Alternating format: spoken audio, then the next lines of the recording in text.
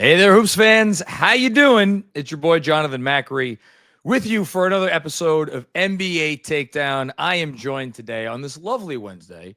I think it's a pretty lovely Wednesday. I'm seeing outside. It's not raining or anything. The sun is kind of shining. I'm joined by my buddy, Shawn. Hello, Shawn. How are you? I'm doing good. Not as good as some people, and I just want to take a quick second to give a shout out to everyone in Jamaica who's dealing with Hurricane Melissa, including my father, who went down to Jamaica to handle some family business about a week to 10 days ago, and here we are. He's fine. Spoke to him yesterday. That's good. But like if you've Shout out seen to Pops. you've seen the devastation. This is like only the fourth hurricane to make direct landfall of Jamaica ever. Like the last one was Sandy. The one That's before crazy that given where it is. Yeah. So it's like Yeah. hurricanes have hit Jamaica, like not past direct. by, but like direct hit. It's Melissa, it's Sandy, and then before that's Hurricane Gilbert in 1988. So us Jamaicans are a resilient sort of people. But just Sure. keep them in your thoughts and prayers today. Absolutely. Shouts to everyone down in Jamaica, and also belated happy birthday shout to our other co-host Jeff. It was his birthday yesterday. Jeff, I'm gathering, is the sort of guy who keeps things close to the vest, because did you know it was his birthday yesterday? You probably did, because you. So I actually texted him. I forgot. But I texted Terrible him friend you are. Yes, I am. Because for some reason, I always think his birthday is October 30th and not October 28th. I don't know why. So, and he's not the one that keeps close to the vest. I opened Instagram and he had his birthday post on there. I was like, shit, I did it again. So I didn't realize until I saw the Knicks Film School tweet wishing our colleague Jeff J happy birthday, and I texted him, I'm like, shit, man, I didn't know it was your birthday. Listen, I'll tell you this. In 2010, I made the mistake of downloading everyone on Facebook. Oh, God. All my Facebook friends download their birthday into my phone. Why would you do that? Because it was 2010. We didn't know anything. But you know what? The amount of birthdays that have been that I have remembered because of that to this day has saved my behind. Well, that's good. I purposefully took my birthday off of my Facebook some years ago, because I get enough fucking shit on my people, reaching out of the woodwork, wishing me happy birthday. Thanks, Andrew Claudio. I don't need strangers that I haven't seen or talked to in 10, 15 years, because then you got to respond, and it's a whole it's not exactly.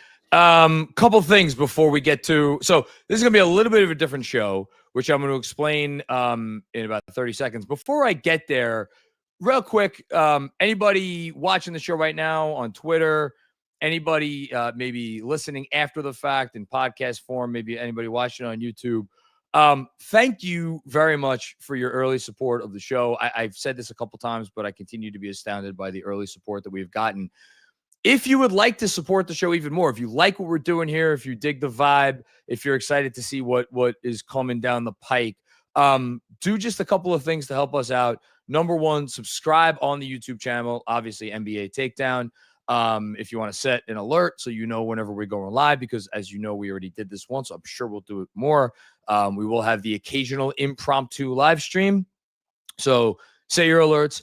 And also, please subscribe to the pod, or follow the pod, I guess, wherever you get your podcasts. We're on Apple. We're on Spotify. I have been dragging my feet, getting it on, like, I don't know. Does anybody still use Pandora, Shawn? What else? My son does, but not for podcasts. Okay, that's something. There's like it's like YouTube Music now. I don't know if we're on there or not on there, but whatever. I'm gonna get it on other platforms. For right now, it's on Apple and Spotify, but I'll get it on some other stuff. But definitely, please follow there. And then if you want to follow us on social media, it's NBA Takedown in most places, and NBA Takedown Pod on Twitter. So that's really the best way you can help us out, right at the top. So thanks again for the support already. And any additional support would be helpful. Second, today's show is going to be a little bit of a different show, because I had a conversation a couple of days ago with Yaron Weitzman. Yaron Weitzman, of course, one of the preeminent NBA writers, journalists, authors, covering the league today, has been covering it for a while. He has a new book out. It came out last week. It is called Hollywood Ending. It is basically the story of the LeBron James Lakers. I had a wonderful conversation with Yaron about the book. It is going to air in a few minutes, right after me and Shawn get done talking. So you're going to be able to see that conversation right now, even though it was recorded a few days ago. If you're watching on YouTube, and if you're listening on the podcast, you won't know any different. So that's the second thing. And then last, me and Shawn right now are going to kind of set something up that is going to be something we will return to periodically throughout the season. And as we are trying to do with everything we do here at NBA Takedown, we're going to try to put a little bit of a different spin on it, because every NBA pod and, website, blog, all this different stuff does MVP rankings throughout the season. What I am interested in, and I want to throw it to you, Shawn, on this, is whether the 2025-26 MVP race that is already shaping up in a lot of ways to be an epic one, whether it has a chance to be among the greatest MVP races of all time. So what I want to do throughout the season is periodically compare this race that we are already starting to some of the other best races that we have already seen in the past. We may not go all the way back to Bob Pettit and Bill Russell, although I know you enjoyed watching those guys play, Shawn. But we're going to go back. We're going to go back a bit because we've seen some great MVP races through the years. And again, I love the history of this stuff. So I'm just going to ask you off the top before we get into a little discussion about this year's MVP race. Does the NBA MVP mean a lot to you? And I'm leaving that kind of intentionally vague. Yes. I think the MVP is as much of a snapshot of the league as is all NBA, all defense, but especially like all NBA. Bingo. You can't tell the story of a season without the MVP of the league. Whether that story is good or bad, that's in the eye of the beholder. But yeah, it's absolutely important. I also recognize that like MVP is a bit narrative driven, as are all awards in any sport. Narrative is going to drive it a little bit. It's based on expectations and who we thought was going to do this and who surprised us and what have you, or who's putting up great numbers. But yeah, it's absolutely important. So you touched on it. I am obsessed with the NBA MVP. I've always been obsessed with the MVP. I think on an episode, I forget when I did it, but like Andrew had me try, because he memorized every NBA MVP in college. I think I'm pretty sure he knows everyone by year, and he wanted to see how much I could get right, and he nudged me along, but I kind of remembered most of them. Mm-hmm. Because I think certainly more than football and baseball. I can't speak to hockey because I'm not a hockey fan, but you'll see guys in baseball definitely, and even in football periodically, that win this thing, and they're really good players. They're good enough to be considered the best player in the sport, but Matt Ryan won an MVP. Steve McNair, rest in peace. Mm-hmm. I loved watching Steve McNair play. I know, loved watching Steve McNair. Loved watching him play for a short period of time with the Ravens at the very end of his career, right? Until he wet the bed in that playoff game against the Colts, but that's neither here nor there. But when he was with the Titans, he won an MVP. Yes. There have been some running backs and some other players. If you just look at the lists of MVPs in baseball and the NFL, it is not the all-encompassing snapshot of the history of the league that looking at the list of NBA MVPs is. Now, to your point, is it narrative-driven? Absolutely. Is it a snapshot of the year at that moment? Yes. Does that mean they always get it right? No. But for the most part, you look at that list and then you look at NBA history and you think about who the greats are. And look, is there some overlap in that Venn diagram? Yeah, because if you win an MVP or multiple MVPs, will you then be thrust into that echelon of the conversation? Yes, and that's where it gets interesting. And like Steve Nash is probably the most interesting guy where that particular dichotomy is concerned. Back-to-back MVP winners. Steve Nash, is he I don't know. Do you consider him a top 50 all-time player? Top 50. Oof. It's debatable. It's debatable. It's debatable. Okay. Whereas most guys who have won, whereas Shaquille O'Neal, there's the best counter example to that. Who, by the way, finished second to Steve Nash in MVP, one particular year that I thought he should have won it, only has one MVP. So, again, it's not perfect, but I think it's worth dedicating some time to, which is why we're going to dedicate time not only to this MVP race, but also looking at it in comparison to some others throughout the history of the league. So let's start here.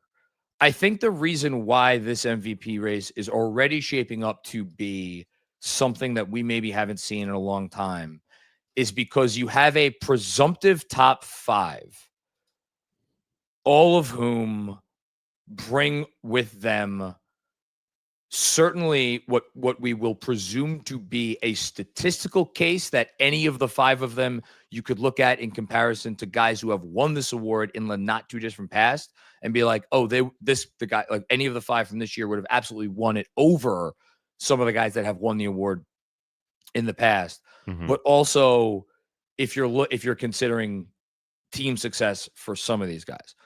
So the presumptive top 5 in no particular order are Giannis, SGA, Luka Doncic, Victor Wembanyama, and Nikola Jokic. Do you have any discrepancy that those are the presumptive top 5?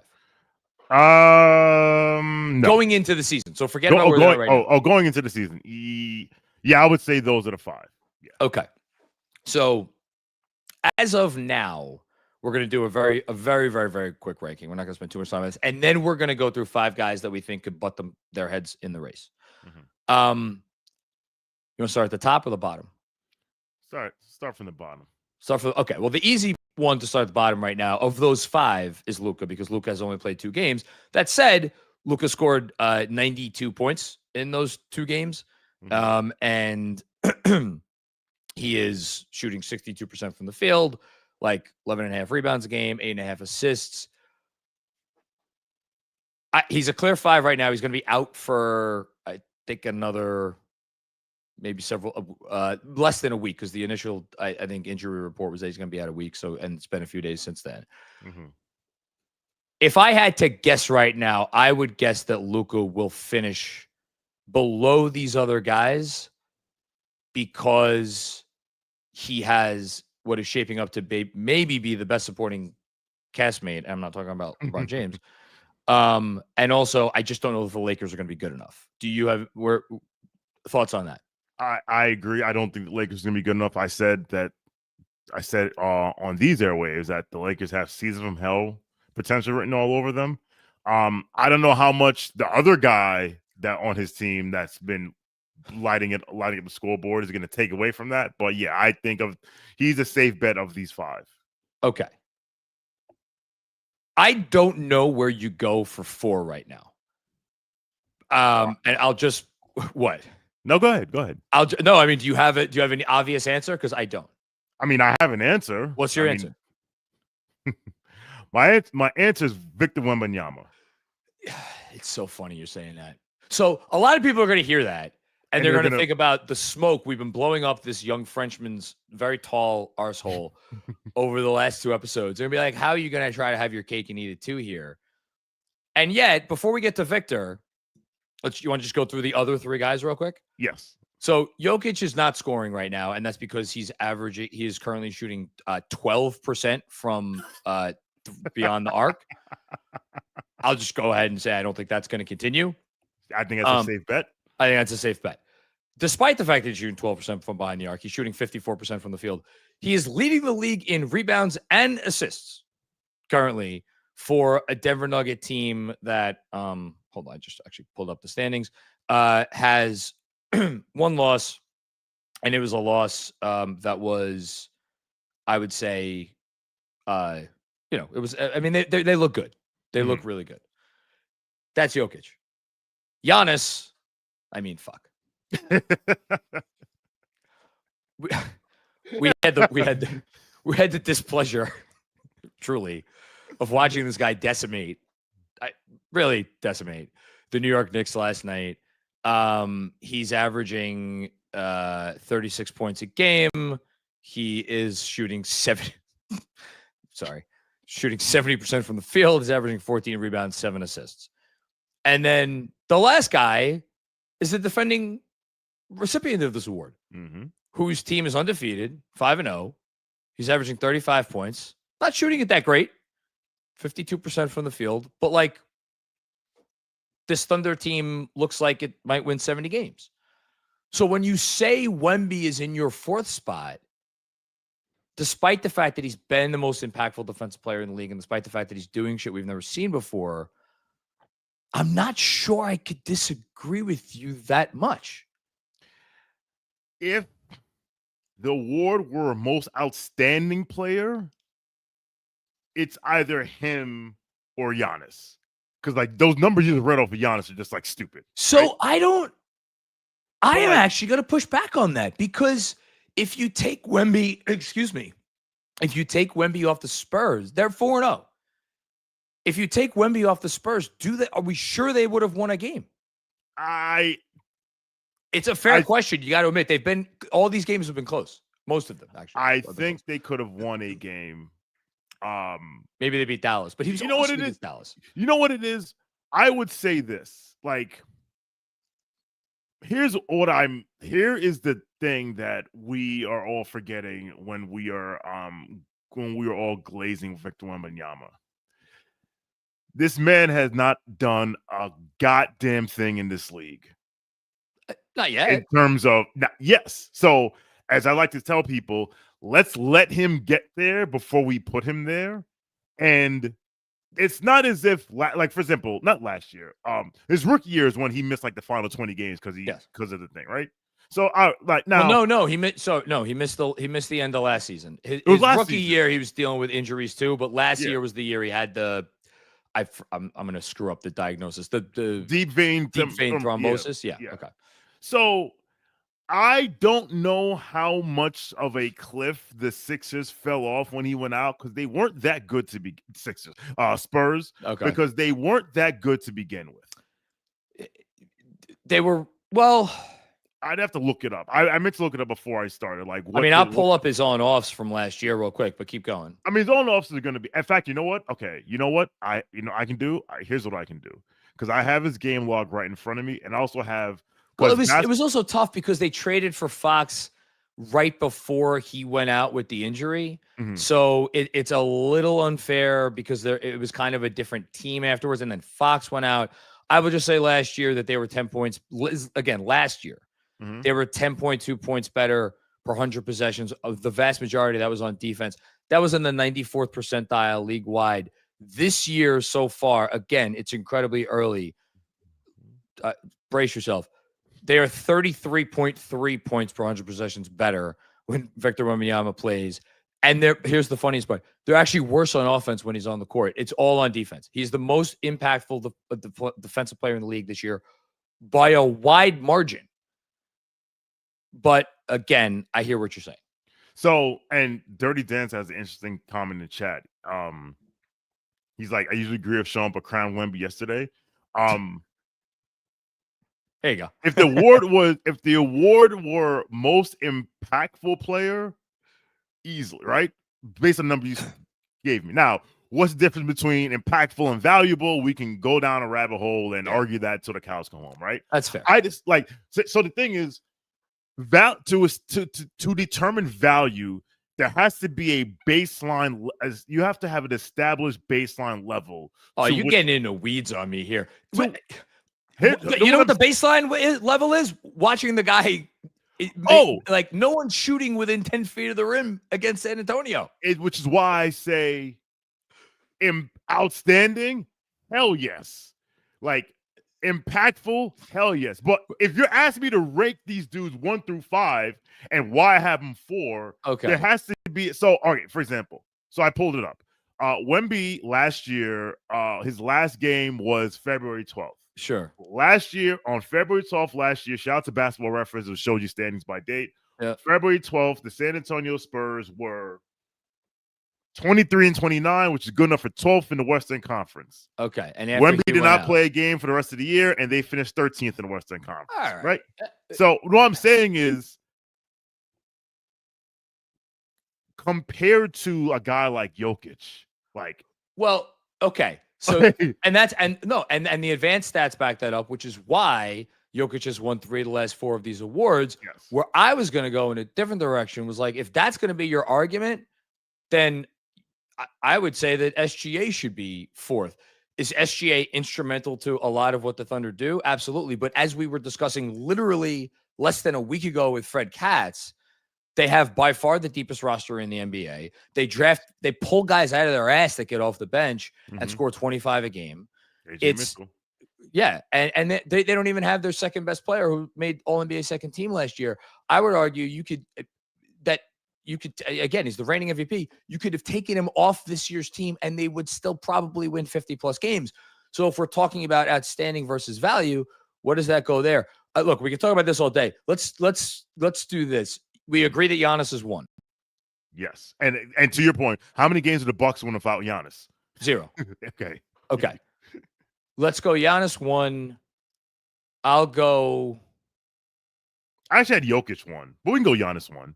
Let's do Giannis. You know what we're doing here? We're picking nits. We're picking That's what nits. we're doing. We're doing Giannis 1. We'll go Jokic 2, despite the fact that he can't hit a 3-pointer. 2 for 16. I don't want. I had Shea 3. They're 5-0 and they've won some freaking awesome games. But like, who are you good? Like, where are you gonna put? Are you gonna put Shea above Jokic? No, I'm deciding Wemby or Shea for 3. Flip a coin right now. You want to put SGA 3 right now? I had Wemby 3. I had Shea 3. Wemby 4. Wemby 4. Okay. Like, let's do that. Let's do that for now. Shea 3, Wemby 4. Really quick, I said I was going to name another 5 guys. Here are the 5 guys I came up with. Well, 4 guys, and then we're going to do a tiebreaker on the last one. Okay. Tyrese Maxey. I wrote him down. Pretty obvious. Yes. The Sixers are 4-0. They had to come back in the last minutes against Washington last night and then win that game in overtime, but they still got it done. Maxey averaging 37.5 points, which is second only to Luka Doncic. He is hitting almost half of his threes, 8 assists per game, only 2 turnovers. Maxey's been awesome. I think right now he would probably have to be the 5th place guy, like, brushing Luka aside. Steph Curry, Warriors are 4-1. He is, I looked in cleaning the glass. He's in the 100th percentile for efficiency. What else is new? He hit already probably the biggest shot of the season, right? We would agree. Yeah. So that would be Curry. And then after that, do you have another obvious name? I have more names, but do you have another obvious one after those 2? The most obvious name I have written down is Donovan Mitchell. So I have Donovan Mitchell written down. Cavs are 3-1. His numbers are like really good. Yes. They're really good. He's averaging over 30. He's shooting efficiently. It's like low 60s effective field goal percentage. I have him down. And then this is just 1 week, right? Yes. I wrote down 2 names. I wonder if you have 1 or 2 of these names. Well, one of the guys I wrote down is Lauri Markkanen. The Jazz are 2-1. He is averaging 35 points a game on 50, 42, 96 shooting line. 8 rebounds, 3 assists, 6th in the league in scoring. Again, it's today. It's a week. Yeah, it's today. Was he not one of the names you had written down? He was not, because he plays for Utah, and this is not going to last because they're going to do things. I'm not talking. We're not in the future. I know. We're in today. I got 2 names I think are more valuable. You give me your last 2 names, and then I'll give you my last name. Okay. And by the way, to speak to the absurdity of this exercise, last year, November, Kia's first the first Kia MVP ladder last year, number 1 was Anthony Davis. Oh, there you go. So things can change. Yes, they can. So I wrote down 2 names. So I wrote down 1 name, and then they're both on the same team. Who did you write down? Now, one of these guys is not going to win this award at all, period, whatever. But like, so the name I wrote down was Bam Adebayo. Oh, come on. And what? And who's the other guy you wrote down? So I wrote his name. So I'm looking at his stats, and I look at the guy. Write down Norm Powell. And I looked at the guy. I was like, "Yo, Norm Powell." Come on. Stop it. You gave me Lauri Markkanen. I did give you Lauri Markkanen because Lauri Markkanen has put up numbers. I went out of my way, sir, to look up the stats of everybody on the Heat and the Bulls. Yes. Because they're both undefeated. Or no, sorry, the Bulls are undefeated. The Heat are 3-1, and they're scoring a bazillion points. Bam's numbers are. I'm sure his defensive impact is big. His numbers are just fine. And Norm Powell is shooting the bejesus out of the ball. Come on. So Norm Powell. Again, but it's Lauri Markkanen. Like, we could do this all day. Former did he make an All-NBA team? He definitely made an All-Star team. Whatever. I'm not going to give you too much shit because I don't have What I will say about Bam in Bam's defense, and God knows me defending a Miami Heat player. Seriously. You spoke about his you spoke about his defensive impact, which is still there, which is amazing because you know how many blocks he has this season? I'll give you a hint. It's less than 1. That's number 1. Number 2. Yeah, but we know that stat doesn't always measure how much you are impacting defense. So to the point that you can impact defense by not by just numbers. The other thing I want to say is you said his numbers pedestrian, but the fact that he is shooting 39% from 3 on like real attempts. Listen, the biggest knock on Bam was just like, all right, great defender, solid offensive player, doesn't shoot enough 3, doesn't stretch 4, whatever. If he's doing that, and listen, with Tyler Hero out, like there's some value there. Again, he's in the bottom. I have him fine. I have him 9th. It's fine. My last 2 names for my last spot were 2 very different kind of candidates. One was Chet Holmgren, who actually missed the game already, but he's really shooting the lights out of the ball. He's been really good.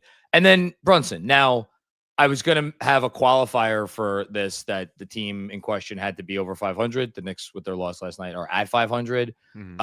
That said, Jalen Brunson has so clearly been the Knicks' best player, averaging 32 points. Still not hitting it from deep, but he's been really good. So I don't know. Flip a coin between those. Here's how I want to leave this, and then we'll get to the interview with Yaron. I think right now, all of the big 5, again, assuming Luka can make it back pretty soon, all the big 5 are in it. And I think that there are like Maxey for sure. And Curry, I think definitely we'll see if he could stay on the court because he's on the older side, how many games he's going to play. And maybe there's someone else that emerges, but like, the fact that we're sitting here and like one of Maxey or Luka or Curry is currently running 7th in this thing, I think should tell you all you need to know about what sort of MVP race this could wind up being. Absolutely. And like you said, it's early. Like this 1 year ago today, the Suns were in 3rd place in the West. Brooklyn was 7th in the East. The Knicks were 9th. Indiana was like 13th. So are the Knicks even 9th right now? I don't know. Exactly. Yeah. So I will say this: I didn't look at Brunson simply because I was looking at teams with winning records. But I will easily remove Norm Powell, and insert Jalen Brunson in 10th spot. All right, listen, we're gonna come back to this, and like I said, for future discussions about this, we'll probably. My plan is to kind of pick a different year. From the past and kind of do, a deep-ish dive on the MVP race from that year and have a little fun with that. And then we'll periodically update our standings. Shawn, anything else before I throw it to my conversation with Yaron Weitzman? Nothing. Just again, pray for the people in Jamaica. Send your thoughts and prayers. And just be thankful for the things that you have. Also, completely agree. Again, prayers up to everyone in Jamaica. Stay tuned because I won't be able to say this at the end of your own interview. Stay tuned for a very special guest coming up on Friday. Recently confirmed that. Stay tuned. I'm not going to say who it is. Very special guest. And now here is my conversation with Yaron Weitzman.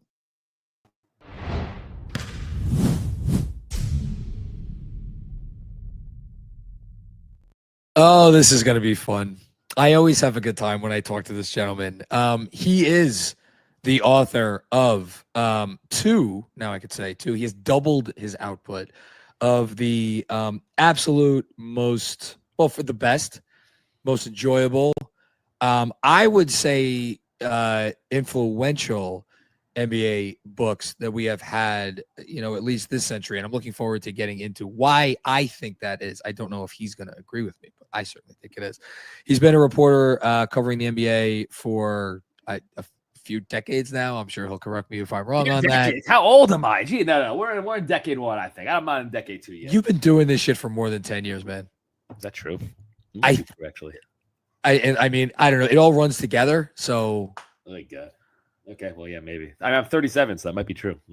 I don't know. Yaron Weitzman, author, and I should say, in addition to Tanking to the Top, a book which I have read and reread. You can see it on your screen if you're watching on the NBA Takedown YouTube channel. Hollywood Ending. There we go. Let's get it right front and center.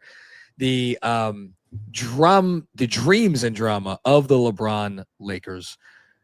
I'm just gonna say congrats. This is awesome. Thank you. Truly. Thank you. I appreciate that. I got this in the summertime, which I was very happy about because I actually have time to breathe in the summer. But I'm still, a father of two kids and always putting out content and this and that. And this was one of those that I found myself like, I have 5 minutes between when I'm done cleaning the dinner table and when I have to put one of the kids in the bath. Let me see if I could read a little bit more. And the best compliment that I could pay you, man, is like, yeah, there was stuff in here that came out. And obviously, if you're someone that's watching the show, you're probably active on NBA social media and you've seen, the tweets and like the clips and the stuff. Yeah, there was stuff that came out from your fresh reporting for this book. But I knew most of this, and I could not put this thing down. And I've probably asked you this question when you wrote Tanking to the Top. How do you do that, man? We'll get into the book, but seriously, you're really good at it. I don't know. I like to think it's funny. I think the books are similar length also. I just try to I think they're under 300 pages, I think both of them. Am I right? What do you got there? Where are we at there? 262 with the afterwards, it's 273. Yeah. Yeah, right. And I think Tanking was about the same, honestly. And not purposely, it's just kind of where it goes. I think it's just being raised in the internet writing. It's just kind of like you want to speed through things. Not speed through things. You want to keep it moving, right? There's a difference. Yeah, I don't know. I mean, I write, and my approach has always been, what are the things I want to know? What are the things, like I use myself as a barometer for NBA fans, and I think I'm a pretty good one. Like the things that I didn't know this, or I didn't know this before, therefore I assume others didn't, or this interests me, therefore I think others will be interested in it. And I just kind of, or I find this funny, or like just like things like that. I just kind of like to use myself as the barometer, and that sort of carries me. I don't know. You write like, I mean this in the best sense, to pick up what you just said. You write like a person who's a fan of this league and a fan of not only the basketball, but the personalities and the relationships that drive so much of, NBA history, really. And I think of all the things that this book crystallized for me, more than Tanking to the Top, it's that so much of the shit that like we talk about as like on, like, yes, it happens on the court, but so much of the things that happen to get to that point have to do with just like who likes who's in a mood on this day, who's not in a, who's in a good mood on this day, who's not in a good mood on this day, who's having a moment. And the amount of times I was reading this book and I'm like, oh my God, this is really what it's like behind the scenes. No, dude, it's staggering. Truly. I don't know. And you found it all out somehow. Yeah, no, I mean, I've always drawn, this is like, I call it the power dynamics and like the things, what happens behind the scenes that then impacts, what happens behind the scenes that we don't see that then impacts what happens on what we do see on the court, right? And I think that's a big part of it. And man, these leagues are full of personalities and characters, and it's like high school in a way. It's like, and it's just, if you can unpack that, it's fun. And listen, it's a lane I've been able to fill too, right? I'm like, there's a business part to it. Like, I'm not getting to sit down with LeBron or Shea or name your guy, right? Whatever it is. So how are you gonna, you got to find an area where you can contribute, and that's been one where I've been able to. I feel like I want to get into the personalities featured in the book, and we're gonna do a little LeBron gimmick later. But I have to start, like, is there a better selling point for a book in the history of publishing than your author's note? And I'm not going to read the whole thing, but you said, correct me if I'm characterizing this incorrectly. You detail how you reached out to the Lakers essentially for their participation. You let them know that this book was coming, and they sent you what I will refer to as a strongly worded letter. And I'm going to read threatening letter. It's a threatening letter, yeah. In which they describe, in this way, they have accused you of writing, quote, a salacious hit piece targeting the Lakers and its executives with fabricated defamatory fiction featuring, quote, derogatory sexist innuendo. I would love to know what specifically they were thinking when they wrote those words. Yeah, in order to advance, as we're talking. Yeah, go ahead. Yeah. Let me try to open them. In order to, quote, advance a misogynistic, sexist subtext. I want to be incredibly clear with you. Again, this is from the Lakers representative. There are many times when individuals threaten to sue with neither the reputations to stand up to scrutiny nor the resources to pursue a strong libel claim. Please have no doubt neither of those issues applies here. When I read that, I was like, what the F are we about to get into?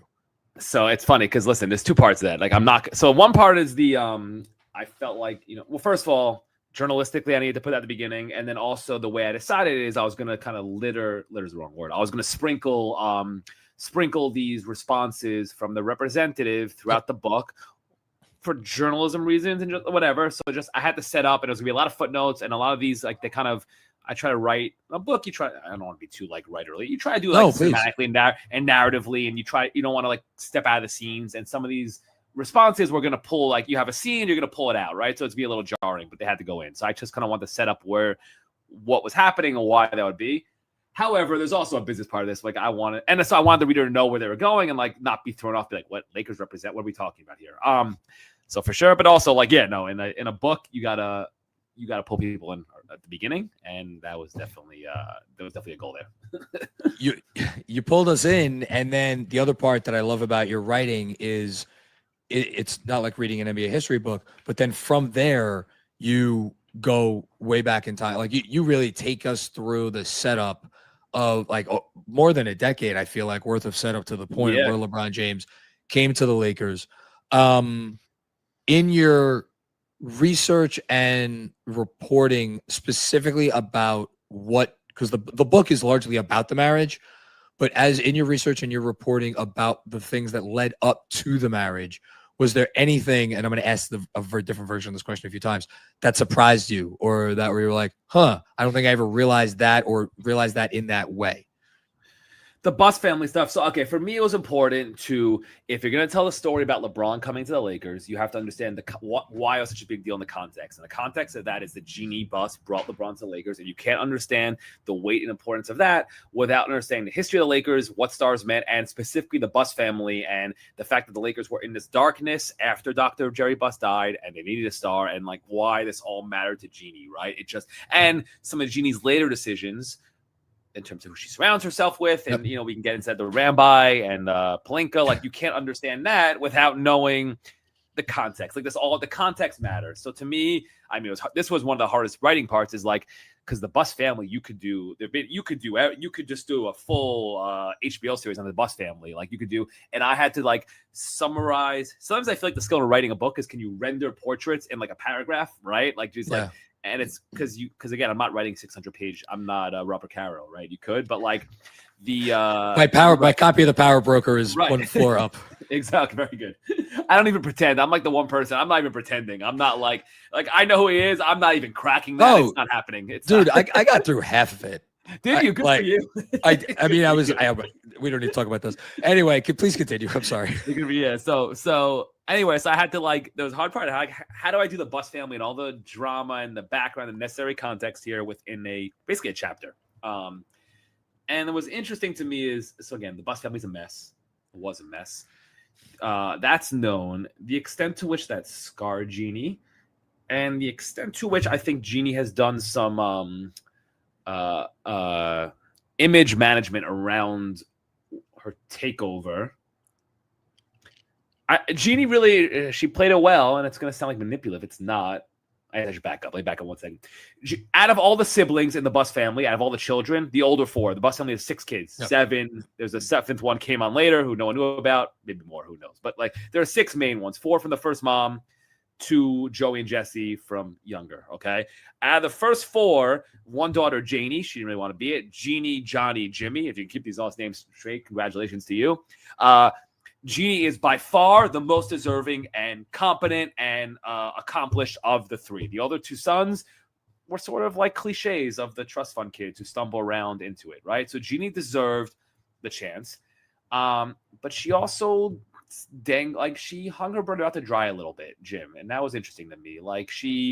I compared her in the book to sort of the backup quarterback who cities clamor for. She got off on that image that worked for her when Jim was flailing around and she'd be walking this arena saying hi to people and oh, I don't have anything to do with basketball. That's Jim. And then took over. And the team was a disaster and it was right. But Jeannie could have let them out to dry. I mean, and I say all that.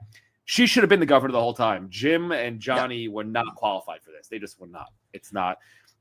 But that part was interesting to me, and the parts around Jeannie, and then how the impact of her brothers trying to execute the boardroom coup, that's the phrase we use, and take the team from her. I think the impact that had on her and how that led to her feeling the need to close ranks and insulate herself and surround herself with people she trusted.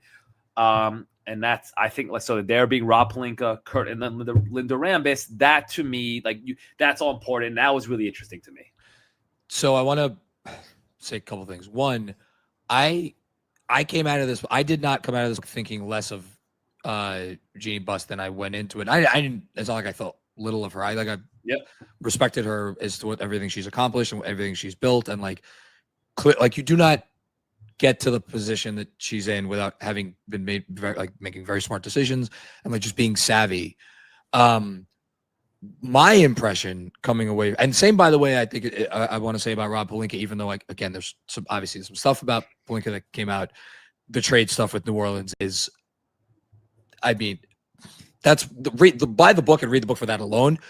But my takeaway from this is it's really probably a bad idea to mix family and business because bad shit's going to happen. Because here's the thing, when you're running a business, it never goes according to nothing. No business ever goes according to plan, especially if you're running an NBA team. And so when stuff starts going badly, and then you get the how Dr. Buss made it so that the kids would be doing what they were doing in the capacity they were doing. It was ripe.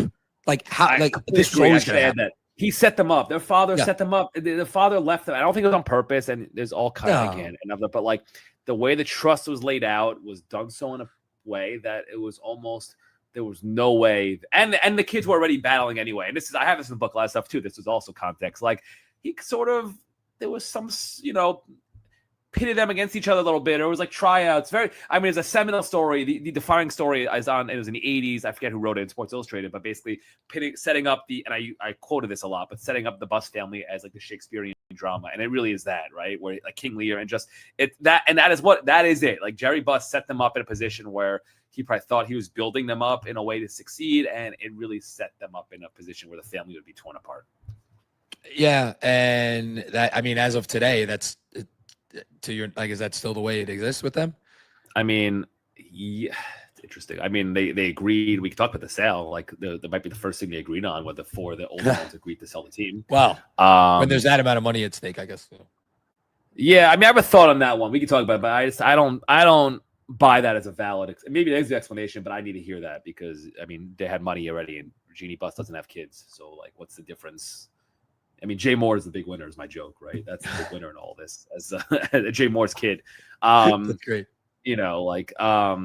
So yeah, I mean, they're not close. I don't know if they're like not. If I don't know where they're at if they don't talk to each other, right? But they're certainly not close. The next guy we're gonna get to LeBron, I promise. The next guy I want to get to is Magic, who good old Magic. Good old he did when he it's like reading this book. It was like a TV show that you already love. You're like 2-3 seasons into it, and that you didn't think it could get any better. And then a character gets introduced in like season 4, and you're like, what's going on now? He is I mean, the way you paint him is like this. I don't know. I mean, I'm going to use the cliche. He's a larger than life personality in every sense. And Magic. but he's Magic. Like, again, I'm going to ask a similar question. Did you, in your reporting on the book, did you come away with any impressions or thoughts about Magic that maybe you didn't have going into it? That it was a couple things, that it was worse than it was, again, we might have known, but it was worse than we knew. Magic is, I mean, the quote, I think actually this quote appeared other places. Maybe it's the same person. I have no idea, right? But like, Magic, he's Magic in public and Irvin behind the scenes, and like, and the extent to which that was the case was pretty interesting to me. Like, he could be he was an abrasive boss, whether it's to random staffers, like saying I have a whole stack of resumes and we can hire anyone, to Luke Walton, who, I felt so bad for Luke. Right, a scoop I had. So there was a story, like, so everyone, it went viral at the time that Magic had shoot him out after a regular season game. That everyone knew. That became a Woj story first take thing. I reported he'd shoot him out after a preseason loss to the Clippers. Like, came into a coaches meeting, like, that's wild. Or that he would be really borderline, really aggressive in his in what he would say to Ivica Zubac and things he would call him, and like probably Reds the Pratt, like things like that. And then that mixed with some of the inattentiveness. And the thing with it is, like, the Magic mistake, there was 2 parts on it, right? So hiring Magic as team president, that was okay, right? Because I think people forget how much in the wilderness and how dark things were. And I have an image of Stephen A. Smith interrupting his radio show, being like, "Oh my God, the Lakers hired Magic Johnson to come back." Like, this was a thing. We're hiring Magic Johnson. The mistakes were 2-part. One, it should have been not ceremonial, like big picture, and then you pair him with Rob Pelinka, was supposed to be the GM who knew the minutia and all that, and he's not that guy. No. But to be fair to Pelinka, and so that was a mistake, but to be fair to Pelinka, Magic very clearly wanted it both ways. He wanted to be like, go on vacation on his yacht with Samuel Jackson for a month, but then also be really hands-on in some decision-making. And like, you can't have both, right? No. So you can be like, hey, my job is to be Magic Johnson, and I can kind of, if we're talking about recruiting, right? If we're talking about recruiting LeBron, I'll be there, but like, I'm not gonna push trading Zubac for Mike Muscala, right? That's my GM's job. Or you could be and I'm not going to be abrasive to my coaches and chewing them out, right? Like, I'm not there every day. Or you could be there every day, but then do the job. And it's like, he wanted it both ways, and I didn't really fully. The extent to which that was the case, I don't think I fully realized before I dove into this. To use Fred Katz's least favorite phrase in the history of phrases, Magic wanted to have his cake and eat it too. It's true, though, right? But it's true. And have his cake with Samuel L. Jackson on the yacht, right? But it's true, right? So you can do, like, I don't know. It's not a great example. Like, I'm trying to think. Like, has Masai? I think Bobby Webster in Toronto. I don't know for sure, but I'm assuming most of the day to day was him. Masai was more big picture. I'm sorry, I might be off on there, but like, we see this model in other places, and that should have been the model. And Magic, they picked the wrong guy, the wrong GM as a partner, and also Magic, even if they had the right guy, I don't think would have allowed it to be the case. And yet, when all this was going on, or like around when all this was going on, the Lakers won an NBA championship. I mean, that's the funny thing. Yeah. And again, talking about plot twists. Last question before we move on to LeBron, and this is the most loaded question ever. We could spend an hour on it. And I'm gonna, after you tell him to do this, I'm gonna tell you the most loaded question I got in my last interview. So remind me. Oh, I can't wait. Well, here's my attempt at the most loaded question ever. Is Rob Pelinka a good basketball executive? Okay. So I'm going to cop out a little bit, but I'm going to explain why. So, right. So with Rob Pelinka, Rob Pelinka there are many examples. I will say this. You read the book, and some of these are public before, and some of these not. There are many examples of Rob Pelinka messing up the salary cap, things like that, right? Or just making poor decisions. So the salary cap examples are the Anthony Davis trade, and I'm not the first one to report this. They messed up the sequence of events on the Anthony Davis trade where they needed him to waive his trade kicker because it doesn't matter, but like they should have agreed to the trade, done it after the draft. I don't even fully remember. One of these dumb things that I forget that like when I write these, I have to like ask one of the salary cap nerds to make sure I'm getting it right because I don't care enough. You know what I mean? But like you explain it well. Right. They messed up the sequence and they should have done it. And because of that, these are facts. They had to dump a second round pick and I forget what player was it. I don't remember. Someone who's not good. It didn't matter, but they had to clear somebody and a second round pick to the Wizards to clear space, right? Like these are facts. So there are examples of that. And there are plenty of examples of, we can say of like, I mean, I have the pick swap thing we could talk about. Other examples, Alex Caruso, they tried spinning it. It wasn't a luxury tax thing. They've tried to make that. It was not the case. They spent more money on other people. It was not. They did not let Alex Caruso go because of luxury tax reasons at all. They made a basketball decision, right? Yep. They let Alex Caruso go for basketball reasons. Russell Westbrook, we can talk about that. It was partly LeBron. They were in on that too. Like they wanted that too, right? They were in on that. So plenty of bad decisions there. What Rob Pelinka is really good at, and it's semi-survival mechanism, but Rob Pelinka is really good at managing up. Okay. And if you want to and have any owner like him. So that comes off as a negative thing, which is partly like a political skill, but that is an essential GM skill. Like I've talked to there's a GM who I remember talking to about a previous trade of his that was poor. And it seemed to not be it went poorly. And it seemed to be everyone at the time was like, that couldn't have been him. He had to be forced to make that trade.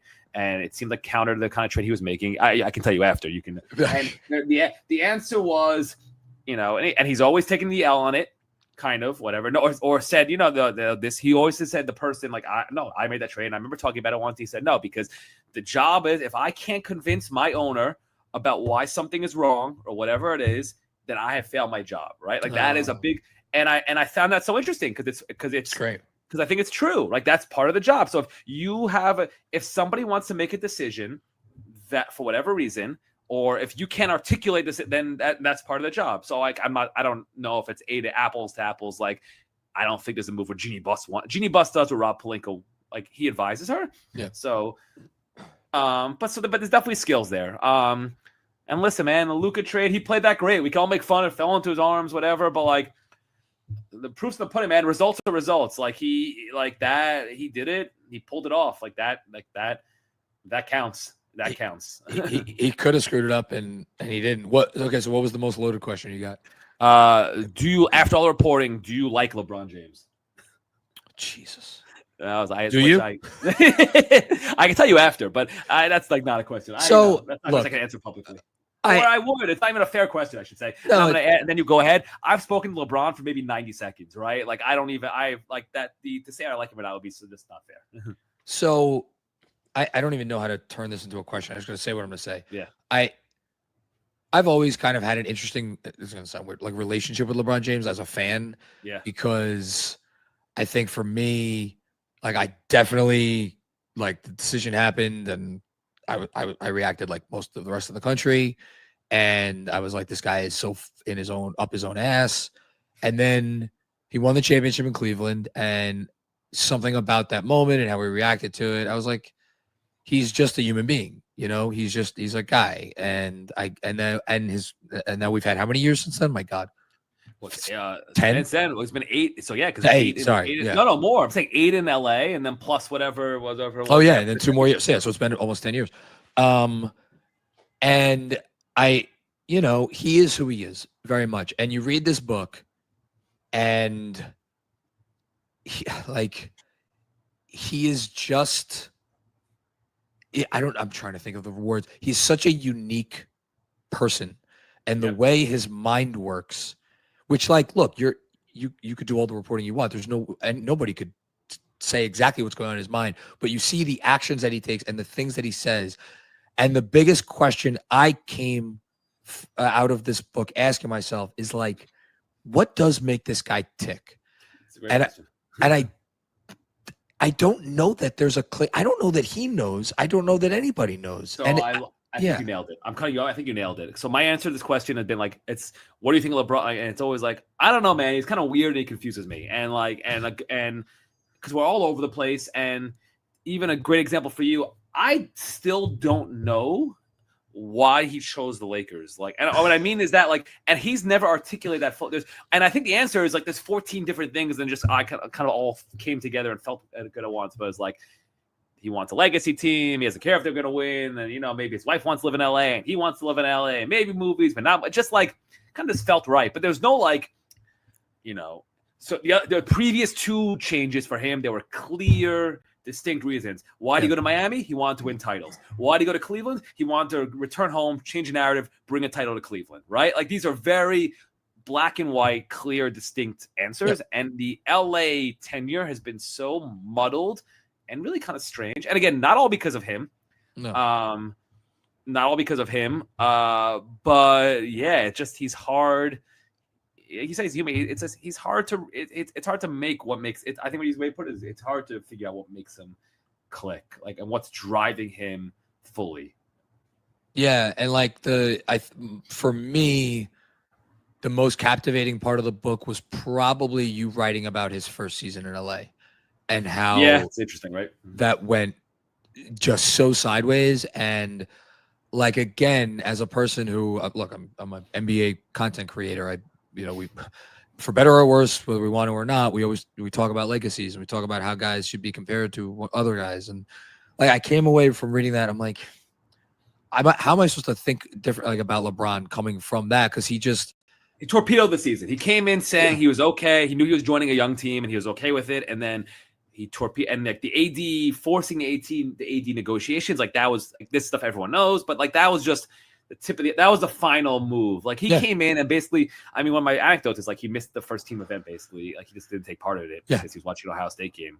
And he considered himself apart from it, right? And that was after in the offseason saying like, no, I knew I joined a young team and went out and it's okay. Yeah. And he very clearly did not feel that way and was just torpedoed the season.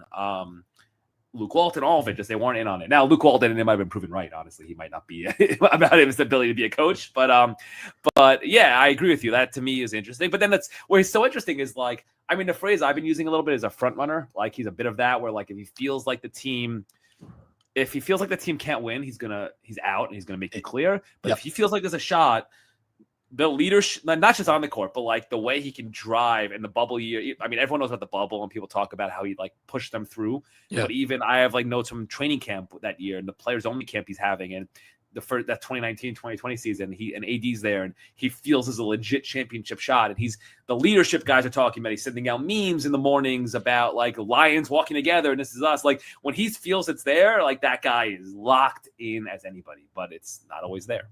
It's not always there. I was gonna do a gimmick about like the top like off court or like non basketball like images or memories of LeBron. I'll just ask you like in the shorthand version of this, which is like when you think of LeBron in 20 years, not as a basketball player, or maybe just when you think of LeBron, period. Like, what's the first thing that's gonna pop into your head? Because for me, it's like, I got to be honest with you, the first thing that's going to pop into my head is the Arthur meme. It's almost unfortunate. I think the answer is going to be the decision, and that's the other are going to be the things. And what does that say about us? What does that say about? Well, I've talked about it as Lakers fans, and I mean, it is weird because like Lakers fans love Kobe, and there's a whole thing Kobe over LeBron. It's like. It doesn't speak highly of us, but people seem to be. We can get over a sexual assault allegation, but we can't get over a weird TV special, right? And it's like, but it's something about. Yeah, people find him inauthentic, and it's strange because he's been in our lives for 20 years. And I don't know if any other celebrity gets this the same way. Like, I mean, or if it's just because there's never been. But who allows themselves? Sorry, not to cut you off, but like, so Tiger before everything happened, right? Tiger was the most private individual on the planet. Yep. Like he literally had a fucking yacht that was called, what was it called? Privacy or something? Yeah. And LeBron, he may talk about that he's like a private person or something, but like he's the opposite of a private person. I mean, we're hearing from him every day. You're seeing him.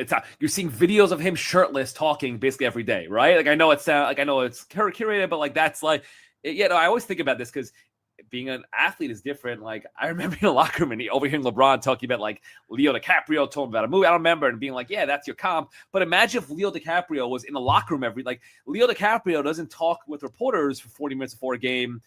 No. Even off the record, like it's just a whole different thing, right? It's very different. I agree. So it's really strange. And this is the part where I'm sympathetic. He's managed that part well. And like, again, the worst thing he's done is the decision, really. So, and then again, that should be the worst thing anybody does, right? Like, God bless. But it just, I don't think it's ever fully recovered from that. The image, I don't think it ever really did. And it's interesting. All right, this is gonna be the last question before I send you off a flurry of platitudes. I'm not gonna ask you like whether LeBron's like the greatest player of all time or second greatest player, but do you think, in light of what you just said about the decision, do you think that there's anything that he could have done realistically, like in his Laker years, let's say that would have meaningfully shifted public perception of him? And here's what I mean by that. Like, the people who are in LeBron's camp will be in LeBron's camp to the end of time. People who are not in LeBron, you know? And I feel like his like for as much as he is still playing and he's the all-time scoring leader now, I feel like his legacy was cemented like years ago. It could have been. So I have two answers. I've been thinking about it. So one, if the title being in the bubble really hurt, and it's going to hurt him going forward, right? The fact that there's no touch point, no parade, no fan point, no touch point. I've told the story a few times. I'm in LA doing media, and I was in an Uber the other day and talking to the guy, and he's telling me about how in the 80s he cut class to go to the Lakers parade, right? And like, these are the moments that fandom is built on, like these touch points. And you bring your kids, and you like these are them, and that was robbed from LeBron. And like the fact that it's just the worst luck. The fact that his high point happened in that situation where there's no fans and no parade and no memories of a shot or like a big playoff battle or whatever it is, and that's through no fault of his own. And that is gonna, I don't think we fully recognize that's gonna hurt the legacy. So, and what I mean, to answer your question, like what that would have done, you build up a fan base and connections, and you have defenders, and things can the tide can turn at the ground level and slowly build. The other one is a little of a funky answer. It's an answer to a different question, but I think it does get. The big mistake this team made. So to answer your question, winning more would have helped, right? Making another finals run, and I think another title. I think that would have made a big difference. And the mistake that really no one talks about. Honestly, I should have harped on this more in the book. The big mistake was the Russell Westbrook was a huge mistake, but it's why that happened, right? So the reaction to the second year. So everyone thinks about Kobe in the bubble. Everyone thinks about that. And I think history is going to show that the real crazy year was the year after, right? Not the bubble year, the year after, when people are in and out for 2 weeks. No one knows what's going on. We have COVID going on. Some fans have stands, some don't. Some stands have fans, some don't. Like, it's nonsense. The season's it's a quick turnaround. The Lakers had 71 days between the end of the finals and the start of the next year. And they lose in the first round with AD, and I believe LeBron also going down. They're up against the Suns. They both go down. Yeah, you wrote about this. You went into detail in the book about like that team was really hitting a stride at a point that season, and they just fell. Yeah, and they just fell apart. Yeah, right. And reacting to that, I think, was a huge mistake. And that was LeBron and the front office. The Westbrook trade was that offseason. They both want to react, and I think history is going to show the reaction to that should have been, I mean, this is insane. Like, that we had no shot after that. Like, let's just regroup, bring everyone back, bring back Caruso, bring back Caldwell Pope. And I think that, not overreact, make moves along the margins. And I think that was the big mistake. So, and reacting to that crazy ass season that Milwaukee won, where like Giannis had COVID in the finals and no one even cared. Right. And like, and so reacting to that. And I think if they don't do that, I do think there's more winning, maybe not championship, but finals. And I think things go differently, right? And we feel like this run, because one of the things that's muddled this run is that there's been missed playoff years, like just like weird, like he missed the playoffs twice in his twice in the first 4 seasons there, right? Something he literally never did before. So like I think that just muddled it. And I think if the first early time years start off with real sustained winning, I think some of the conversation might be changed.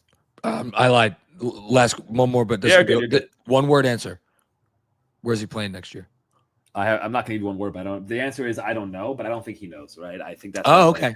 That's I don't think he knows. Like I don't know. It's an educated guess mixed with armchair psychology. Like I think there's too many boxes he wants to check. So the answer is like he's not going to play for a random team. We all know that he's in. So I think it's basically Cavs or Lakers, right? Like I know people Dallas. I don't see it. Again, I know he's doing random team. I know Knicks people. I don't think the farewell tour is going to be for a random team. Maybe I'm wrong, right? I could be wrong, but he's going to want a farewell tour and he deserves one, right? So I really think we're on Cavs or Lakers, and I think part of it's going to be him having to make a decision about where he's at and what he wants to do money wise. And like my advice, if I was giving me advice, it'd be like, dude, like I understand and I have a thing in the prologue about like overhearing a conversation about him talking with Anthony Davis about how much money he's actually worth, right? And how much he should be actually paid. And it was great. It was really interesting. And honestly, he said like 4 years, $500 million. And honestly, I think he was low. Like to me, he was talking about like he was probably worth $1 billion when he signed with Cleveland and LA, if you're giving like a total contract in terms of what he does on the court and off, right? And I think since Miami, when they all took the pay cut, right? They all took the pay cut, and then they felt burned by the Heat for luxury tax stuff and all that. He's made very clear he doesn't do pay cuts anymore. I think from a personal standpoint, I also think from like he thinks representing the player force and things like that. And I would just be like, man, like if you take a mid-level, and no one's gonna look at you as a scab. Like it's like just do it. If you want to go to Cleveland, go to Cleveland, and if you want to stay in LA, do that, and just like do that. That I think that's gonna be a big part of the conversation. But I don't know where he's at on that. I really don't. And I don't think he does. I think that's the reason we've seen some of these. I'm not even talking about the like body language stuff from game one. I'm talking about more of the offseason stuff where like they opt in, but then they put out the statement that we want to win, even though you have Luka Doncic, like the Lakers are trying to win. And then he comes in media day and it's like, no, I'm happy. Everything's great. Like I think some of the back and forth, I think he doesn't know what he wants. I brought this up on the show the other day, and I don't think either Jeff or Sean caught it. So I'll ask you: did you catch on the broadcast when Noah Eagle, who's freaking incredible by the way, was like, Luka did something, and he's like, LeBron's happy about that, and then the camera goes over to LeBron, and it's just deadpan. So it's funny. I have not watched enough NBA basketball in this week because I'm doing this stuff. But I saw that exact clip made it into my algorithm. So I did see that. It was just perfect, absolutely perfect NBA moment. And this is an absolutely perfect NBA book. So I'm gonna hold it up on the screen again. Hollywood Ending: The Dreams and Drama of the LeBron Lakers by Yaron Weitzman. Where can so do the whole plug? Make it as long as you want. Yeah, you pick it up. I used to joke that I think I'm supposed to support indie bookstores, but now I'm at the point where like let's support reading. So support Amazon. Buy a book. Like how about support you? How about support Yaron Weitzman? And right, like I don't know. Yeah, in the world of ChatGPT and short form videos, like I don't know, man, indie bookstore, Amazon, big buy, I don't care. Just go buy a book. It's good for you. I think if you're listening to the show, you like the NBA, you'll like the book. I promise. I quite literally cannot fathom a person who is even mildly interested in sports that would not love this book. You don't have to be a big NBA. I mean, if you're watching this, you're probably a big NBA fan, but like you don't. It's just. I honestly, like, if I gave this, I'm starting to think my mom has become a Knicks fan. I have many regrets of things. I've not been a good son in my life. Turning my mom into a Knicks fan is number one on that list. But like, she doesn't care about like sports at all. I think if I gave her this, I think she would genuinely enjoy it because it's about family. And my mom is like a very strong, independent like woman. The Genie Bus angle, I'm sure she would have a lot of opinions on that. Literally anybody would love this book. I can't say its praises enough. Amen. Thank you. I appreciate it. Yaron, thanks so much for coming on, taking the time. I'll figure out an excuse to talk to you again at some point before you write your next book, although I'm already looking forward to that. Everybody go pick up a copy of Hollywood Ending, and we will be back with more fun and games here on NBA Takedown before you know it. Peace out.